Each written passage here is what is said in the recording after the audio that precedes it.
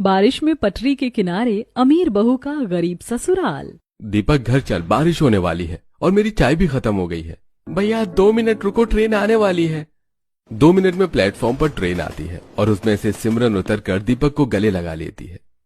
कहाँ चले गए थे? तुम्हें पता है मैं यहीं बैठकर तुम्हारा इंतजार कर रही थी। मेरी भाभी का 5वां महीना चल रहा है। घर से फोन आया था, तेज बारिश हो रही थी इसलिए घर जाना पड़ा था। बारिश होने वाली है, तुम घर जाओ वरना रिक्शा नहीं मिलेगा। दीपक से मिलकर सिमरन अपने घर के लिए निकल जाती है और रवि दीपक से कहता है, इस लड़की का पीछा छोड़ दे, उसके माँ बाप तेरी शादी उससे नहीं करने वाले। भैया माँ बाप के लिए बच्चों की खुशी से बढ़कर कुछ नहीं होता, उसके माँ बाप भी मान जाएंगे। इतना बोलकर दीपक और रवि अपना चाय पकौड़े का सामान लेकर रेलवे स्टेशन से पटरी पार करते हुए पटरी के पास बसी कॉलोनी में आते हैं। पटरी के किनारे ही उन लोगों का घर था, तो वहीं सिमरन अपने घर जाती है जहां वो अपने पेरेंट्स के साथ बैठती है जो उसे लड़के का फोटो दिखाते हैं। देख तेरे लिए रिश्ता आया है, अब बता तुझे इनमें से कौन सा लड़का पसंद है। पापा मुझे इनमें से कोई नहीं पसंद, मैं किसी और को पसंद करती हूँ। सिमरन अपने माता पिता को दीपक के बारे में बताती है। बेटा तू जिस लड़के के बारे में बता रही है वो कितना गरीब है, तू कैसे रहेगी उसके साथ? माँ पापा दीपक बहुत अच्छा लड़का है, एक बार आप लोग उससे मिल तो लो। सुनिए जी, अगर सिमरन इतना जिद कर रही है तो एक बार मिल लेते हैं। सिमरन के कहने पर आशा और सुरेश दीपक के घर जाते हैं। दीपक की कच्ची कॉलोनी, घर के बाहर कीचड़ और उनका कच्चा मकान देखकर उनका मुंह बन जाता है और वो लोग मुंह पर हाथ रखकर घर में जाते हैं और दिव्या कटोरी में सिमरन के माता पिता को चाय देती है और दूसरी कटोरी में पकौड़े देती है। मुझे लगा था तुम लोग गरीब हो पर तुम्हारा रहन सहन अच्छा होगा, पर तुम्हारा घर और मोहल्ला तो और बेकार है। पता नहीं मेरी बेटी यहाँ कैसे रहेगी। गुस्सा सुरेश वहां से जाने लगता है। तभी उसे आने वाली ट्रेन की आवाज सुनाई देती है। वो कुछ बोल पाता कि तभी पटरी से ट्रेन गुजरती है जिस वजह से पूरा घर हिलने लगता है। लगता है भूकंप आ गया है, हम लोगों को घर से बाहर निकलना चाहिए। नहीं आंटी बैठी रहिए, भूकंप नहीं आया है, घर के पास ही पटरी है, उधर देखिए खिड़की में ट्रेन जा रही है। जब तक ये ट्रेन नहीं चली जाती हमारा घर ऐसे ही हिलेगा। पटरी से ट्रेन गुजरने की वजह से पार्वती के घर का सारा सामान तहस नहस हो जाता है। नमक मसाले के डिब्बे जमीन पर गिर जाते हैं, बर्तन भी फैल जाते हैं, तो वहीं कपड़े भी इधर से उधर फैल जाते हैं। घर की ऐसी हालत देखकर अब एक पल सुरेश और आशा वहां नहीं रुकते और जैसे ही घर से बाहर निकलते हैं तेज बारिश होने लगती है। क्योंकि बाहर पहले से ही कीचड़ था इसलिए आशा और सुरेश के कपड़े भी गंदे हो जाते हैं, पर जैसे तैसे वहां से निकलकर बारिश में वो अपने घर आते हैं। माँ पापा आ गए आप लोग, कैसा लगा आपको दीपक? कैसा लगा? अरे हमारी हालत देख रही है, मैं देख कर आ रहा हूँ उनके घर की क्या हालत है। तू वहां कभी खुश नहीं रह पाएगी। पापा ये आपकी सोच है, भले ही वो लोग गरीब हैं, पर मुझे पता है वो लोग मेरा बहुत ख्याल रखेंगे और मैं शादी करूंगी तो दीपक से ही करूंगी और किसी से नहीं। बेटा हम जानबूझकर तो तुझे आग के मुंह में नहीं झोंक सकते, पर तुझे फिर भी शादी करनी है तो तू अपने रिस्क पर शादी करना और हमसे कोई उम्मीद मत रखना, हम तेरी कोई मदद नहीं करने वाले। जहां सिमरन की जिद के आगे आशा और सुरेश झुक जाते हैं तो वहीं जब सब चटाई बिछाकर खाना खा रहे थे तो दादी सास भी इस शादी के खिलाफ बोलती हैं। ये आजकल का प्यार पता नहीं कैसी चीज है जो अपनी हैसियत भी नहीं देखता। पार्वती समझा अपने नालायक को, वो महलों की रानी इस घर में नहीं रह पाएगी और अगर उसे फिर भी आना हो तो मैं पहले ही बता देती हूँ, उस महारानी को हमारे तौर तरीके के हिसाब से रहना होगा। पढ़ी लिखी होगी अपने नए घर के लिए, पर मेरे घर की बहू बिना मुझसे पूछे घर के बाहर कदम नहीं रखेगी। नौकरी तो दूर की बात है, पता चले अमीरजादी बोले कि मुझे नौकरी करनी है। ठीक है माँ, हमें तुम्हारी सारी शर्तें मंजूर है। सिमरन बहू तुम्हारे ही हिसाब से चलेगी, बस इस रिश्ते के लिए हाँ कर दो, बच्चों की खुशी के लिए। अब कुछ ही दिनों में सिमरन और दीपक की शादी पटरी के पास वाले एक मंदिर में होती है। शादी के बाद दीपक और सिमरन अपने घर वालों का आशीर्वाद लेते हैं। पता नहीं इस गरीब पटरी किनारे रहने वाले लड़के ने तुम पर ऐसा कौन सा जादू कर दिया है कि तुम इसके साथ उस गरीब खाने में भी रहना चाहती हो। हमारी एक ही बेटी थी, हमने सोचा था अपनी बेटी की शादी धूमधाम से करेंगे, पर इन गरीबी के चलते मुझे तुम्हारी शादी इस मंदिर में करवानी पड़ी।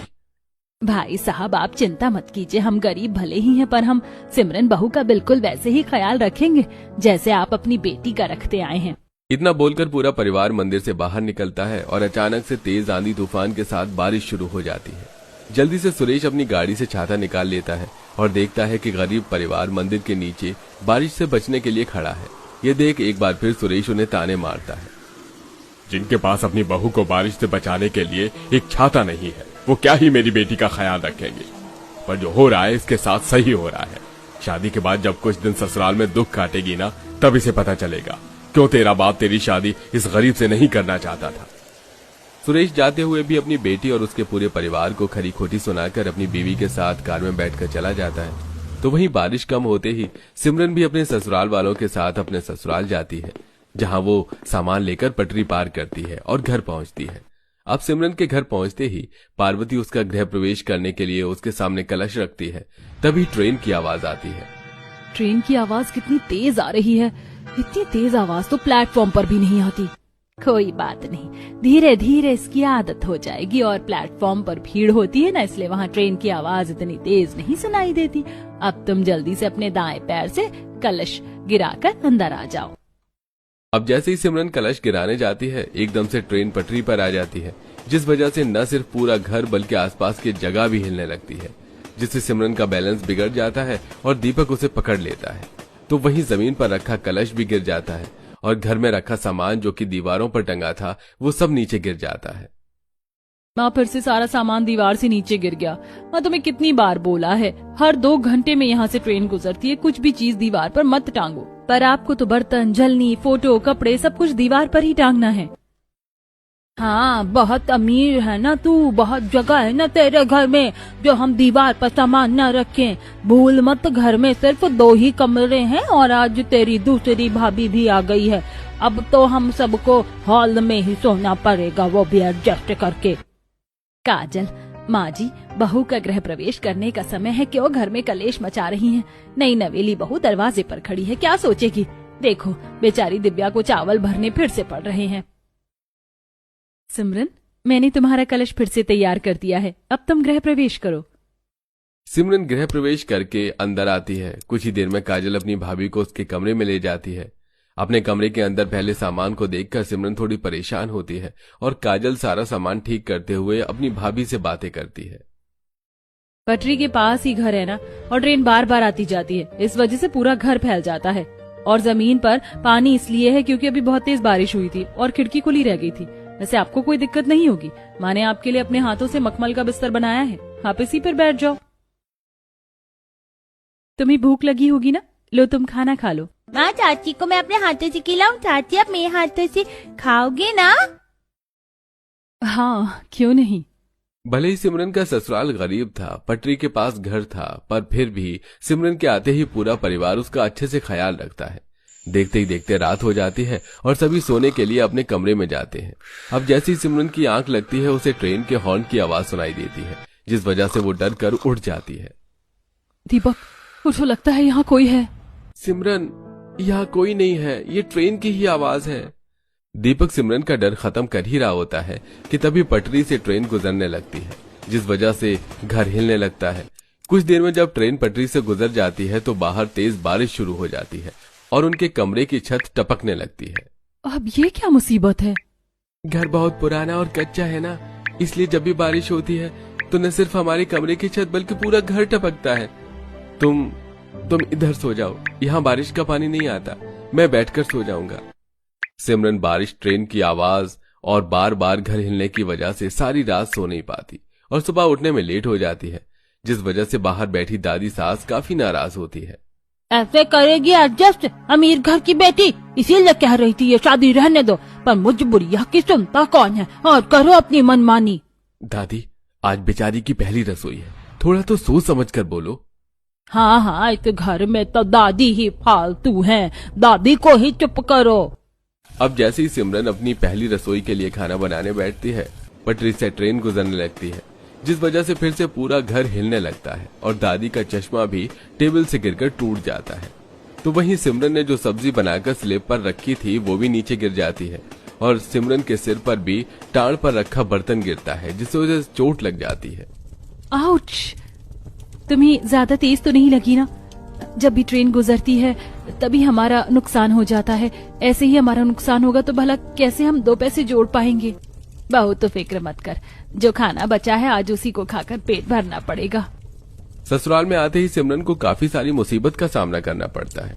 इसी तरह कुछ दिन बीत जाते हैं और आए दिन सिमरन को किसी न किसी मुसीबत का सामना करना पड़ता है। कभी रात भर ट्रेन की आवाज से वो सो नहीं पाती, तो कभी ट्रेन गुजरने की वजह से उनका घर हिलता है, जिससे काफी नुकसान होता है। वहीं जब बारिश होती है तो उनके घर की छत टपकने लगती है और इस बार इतनी ज्यादा बारिश होती है कि घर में पानी आने लगता है और अब पूरा परिवार मिलकर घर से पानी बाहर निकाल रहा होता है। तभी वहां आशा आती है और अपनी बेटी को ससुराल वालों के साथ घर से पानी निकालता देख उसे ताने देती है। हो गए तेरी शादी को 10 दिन, आँख खोली या नहीं? अब समझ में आया ना कि तेरे पापा और मैं इस रिश्ते के लिए क्यों मान नहीं रहे थे? अभी मौका है ये सब छोड़कर मेरे साथ चल। तेरे पापा तुझसे बहुत नाराज हैं, इसलिए वो मेरे साथ नहीं आए तुझे देखने।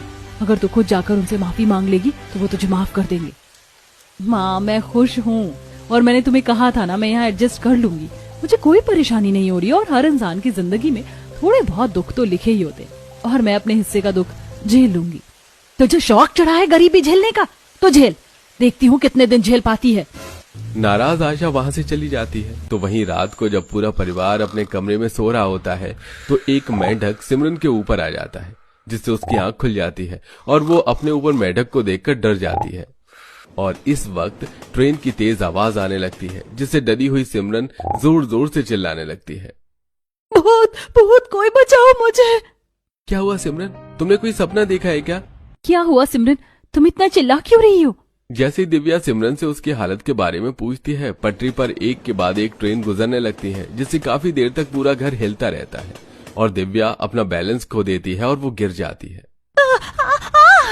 बहू तो ठीक तो है, तुझे चोट तो नहीं लगी?